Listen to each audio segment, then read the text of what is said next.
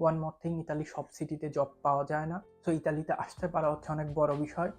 এরপরে তুমি যদি আসতে পারো, ইনশাল্লাহ you will manage something, cause I know so many people যারা হচ্ছে সাউথ সাইডে থাকে ইতালির সাউদার্ন সিটিগুলোতে, বাট তারা ভ্যাকেশন টাইমে নর্থে চলে আসে, লাইক ভেনিস, মিলানে চলে আসে, মিডলে বা রোমে চলে যায়, বা হচ্ছে অন্যান্য তুরিন ভালো শহরে যায়, যেগুলোতে গিয়ে তারা 3 মাস থাকে, 4 মাস থাকে, জব করে, ইনকাম করে, and then they go back to their city and start studying again. So for now ইতালিতে আসার চিন্তা করো, আসতে পারলে অ্যান্ড দেন তুমি সিটি সুইচ করতে পারবা, হয়তো তুমি ইউনিভার্সিটিও সুইচ করতে পারবা। সো ইতালি আসতে পারা বড় বিষয়।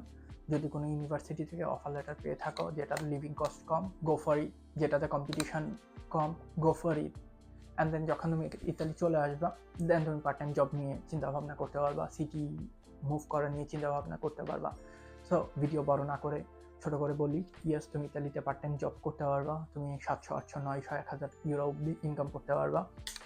এর বেশি করা খুব কঠিন হয়ে দাঁড়াবে। যে টাকা ইনকাম করবা এটা দিয়ে তুমি নিজে চলতে পারবা, আরামসে চলতে পারবা। You can have a very good life, but if you have a plan to support your family, then it's gonna be very big hassle for you. So এই ছিল video. If you think this video is helpful for you, then you can follow my page.